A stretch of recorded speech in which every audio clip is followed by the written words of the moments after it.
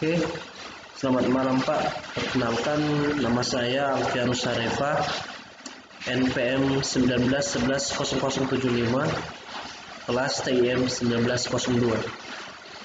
Oke, di video ini saya mau mempresentasikan hasil dari tugas yang Bapak berikan, yaitu membuat skripsi. Langsung saja ke pembahasannya.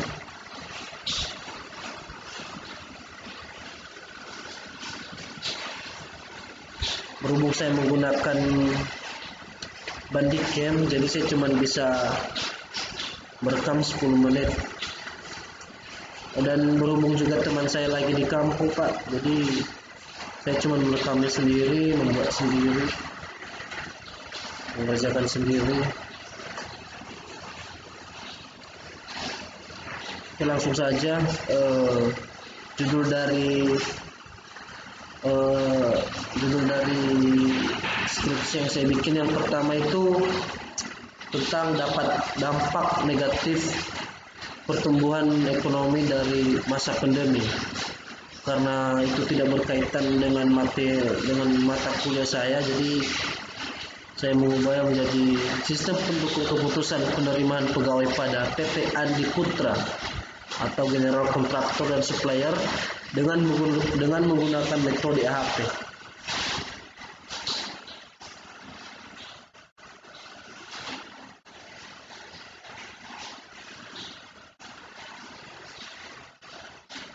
Langsung saja bab 1, pendahuluannya, latar belakangnya.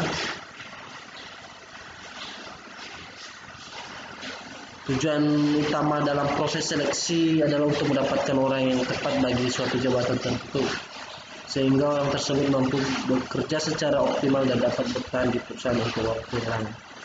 Meskipun tujuannya terdengar sangat sederhana, proses tersebut termasuk sangat kompleks, memakan waktu cukup lama dan biaya yang tidak sedikit, serta sangat terbuka peluang untuk melakukan kesalahan dalam menentukan orang yang tepat. Dibutuhkan ketelitian agar tidak terjadi salah pilih dalam penerimaan karyawan.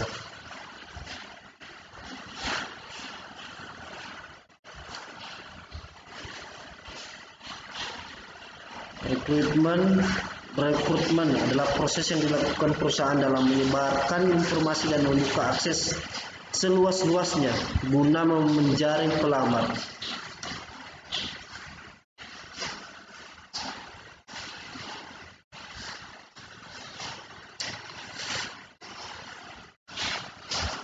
Maka dari itu, untuk membantu manajer HRD agar tidak terjadi kesalahan atau kesulitan dalam memilih atau merekrut pegawai, maka akan dibangun sistem pendukung pengambil keputusan penerimaan pegawai baru yang akan menggunakan metode analitik hierarchy proses atau AHP.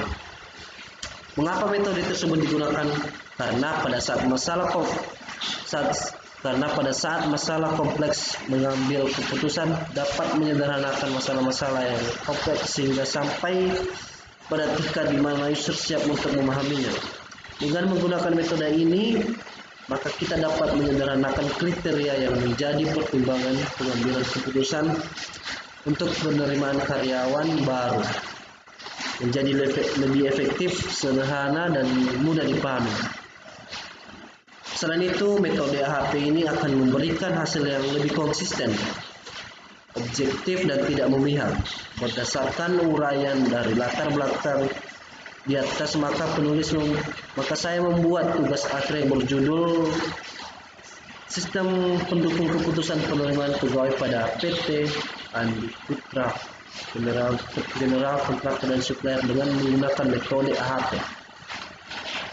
Rumusan masalahnya, yang pertama, bagaimana mempermudah dan membantu PT Andi Putra dalam menyeleksi pegawai. Yang kedua, bagaimana menerapkan metode AHP dalam penerimaan pegawai di PT Andi Putra.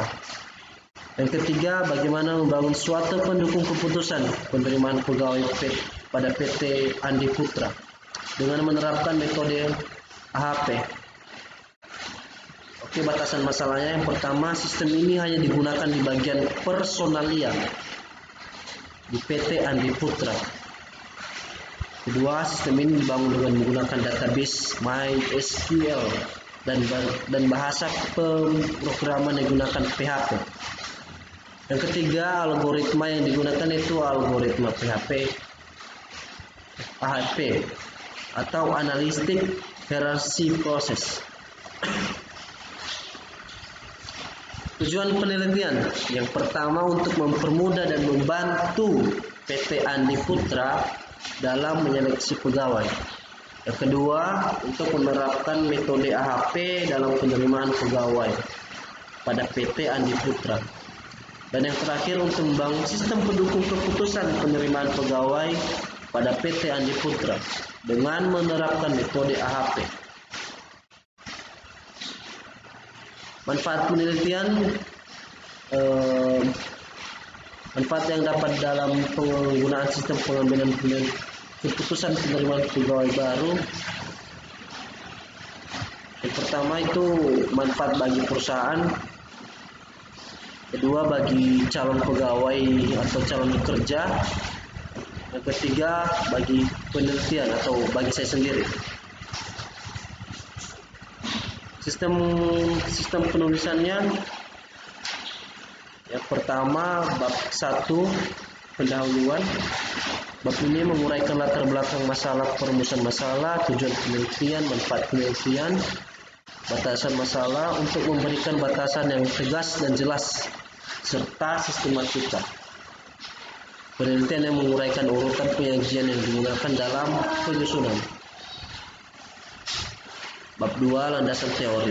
Bab ini membahas tentang landasan teori dan dari topik penulisan secara mendalam berserta dengan referensinya. Bab 3 metodologi penelitian. Bab ini akan membahas tentang jenis penelitian yang dilakukan, sumber data yang digunakan, bagaimana teknik pengumpulan data yang dilakukan, serta analisis semua permasalahan yang ada. Bab 4-nya analisis dan perancangan, berisi analisa dari sistem yang akan dibangun ataupun analisa dari metode yang diterapkan dalam pembuatan sistem. Dalam bab ini juga membuat rancangan dari sistem yang akan dibangun. Bab 5 kesimpulan dan saran. Dan selanjutnya ada daftar pustaka. Daftar pustaka berisi tentang sumber dari pengumpulan pembahasan.